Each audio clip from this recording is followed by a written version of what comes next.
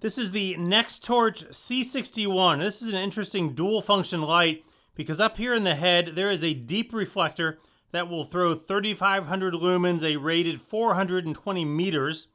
And then around the head here, there is a floodlight with 360 degrees worth of flood to light up an area, or you can actually use them both at the same time. So interesting dual function light. Let's take a look at this. Retail price on this light is $99, but I see it right now on the Nextorch website for $69.99. I'll put some links to it down below. This is a decent sized light. You can see how it is in my hand. It's not something you're going to easily pocket. You can see it doesn't come with a pocket clip, although it sort of does, and I'll get to that in a little bit. Let's look at the construction of it, and then I'll show you what comes with it. On the back here, there is a magnetic tail cap, and this tail cap is super magnetic. So you can stick this to the side of something that will hold this light up vertically or horizontally, I guess as the case were, without a problem. Or if you wanted to mount this from the top of something to shine down on something, you could do that as well, but a strong magnet there on the back. Taking off the tail cap, you can see it's so magnetic it actually pulls the battery out. The battery is a 21700 4800 milliamp hour Nextorch branded battery. Down to there. O-rings here, this is IPX7 water rated. Nextorch logo here. There are two buttons here that control the user interface, which I'll get to in a minute. The sides here have some light knurling. Adds to a little bit of grippiness, but it's not very really aggressive at all. The other side has this flat spot here for the finger ring that I'll show you in a little bit. Forward to that right here is the charging port, USB-C charging, which I appreciate. This is a beefy, chunky charging port cover here, you can see. But fits down in there and helps with that water protection rating.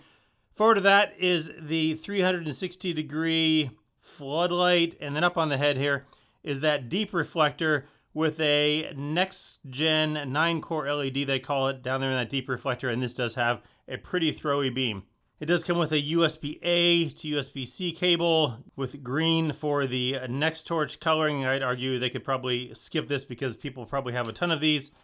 It comes with a cable, a stretchy wire cable here, and you can clip this end onto your belt or your vest or whatever you want to clip this onto.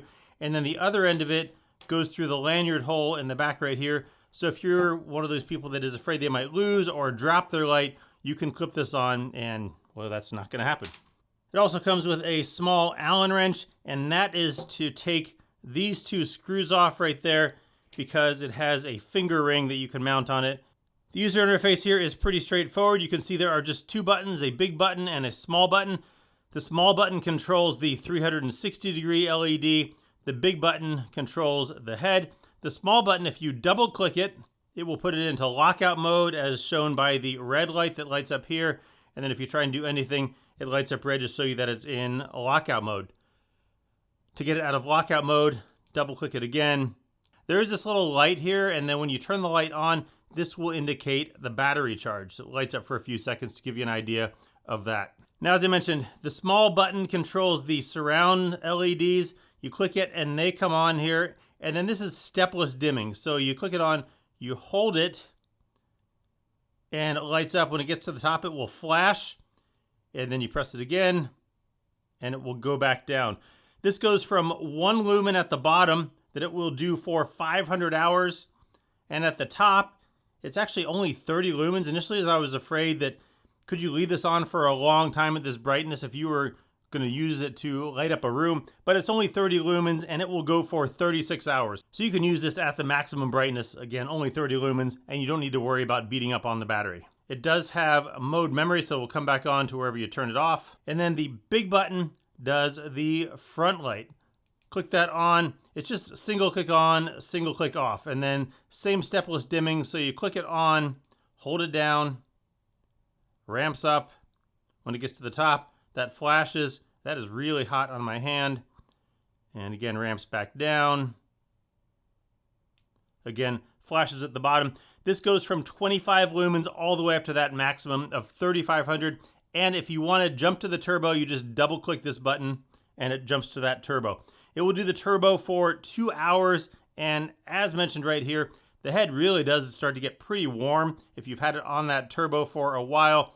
So if you're going to do this try and do this for 2 hours, it's going to get really hot, and realistically, you don't need 3,500 lumens for 2 hours. The low end is going to do 25 lumens for 85 hours. You just need this probably mostly in the middle range of this, and you're going to get a long running time out of this. This does definitely have a throwy pattern. It's a pretty focused beam, but it still has a decent amount of flood and spill, so you can still get a good area light with this.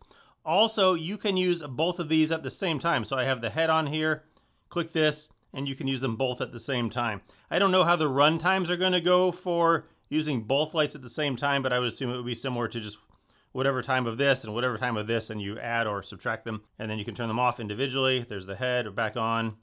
There's the surround. I want to call it surround sound, but the surround LED on and off. Now this doesn't come with any kind of belt clip case, so you're going to need to figure out how you're going to carry this. It does come with this finger ring. There's these 2 screws right here, and you loosen them with this.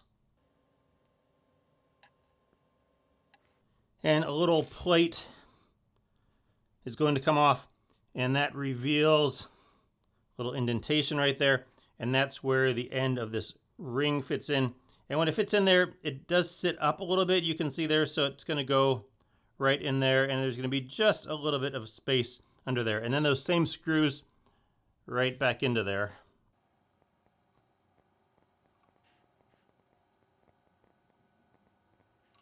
And here it is with that finger ring installed. So you could put it in a pocket here. You can see there is some turn up here.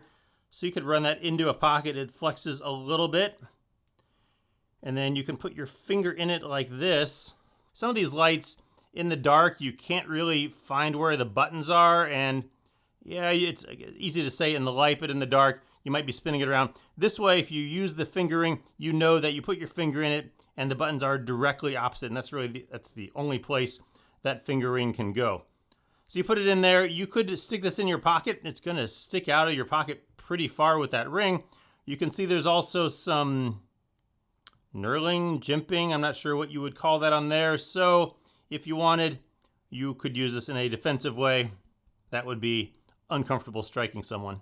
So talking about some uses for this light now, the 360, I keep wanting to call it the surround sound. The surround sound light here, the 360 degree light here in a blackout can work well. You can set this down on a table and it's only 30 lumens, so it's not that bright. But once your eyes are adjusted, it can illuminate a decent amount of space in the room depending on where you have this set. Another nice option to do between the two is to turn both the surround sound light on and then turn the top light on as well. That way you both get some bounce off the ceiling and some side view. And you're, again, not going to need both of these at the maximum brightness, so you can turn the main light down some, probably just enough spill off the ceiling with the 30 lumens coming out the side here. And that gives you a nice setup for lighting up a room in the blackout.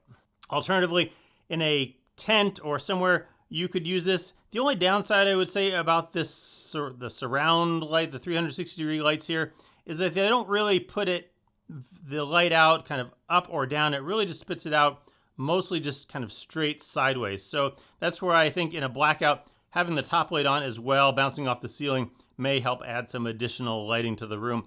But still, this by itself, once your eyes are adjusted, I think it actually does fine. And at 30 lumens for 36 hours, it's certainly going to get you through that blackout to be able to charge it the next day if you have a way to do that. Overall, though, this is a pretty large size light. This is not a light you're going to carry every day unless you have a vest with a pocket that this could easily go onto. It's nice that you have access to instant turbo, which is a crazy bright 3,500 lumens. The stepless dimming, I'm not a huge fan of on lights because I often want to be able to go through low, medium, high with quick, easy, just kind of step changes. But this, you have to go all the way up to the bright and then all the way back down. Some lights you could go up some. If you release it, click it again, it'll go back down. But this keeps going all the way to the top and then all the way to the bottom, and you can't reverse it in the middle. So I would like that user interface to be a little bit different. Otherwise, for the right person, this is a interesting and likely useful light. I'll put some links down below. You can check it out. The Nextorch C61.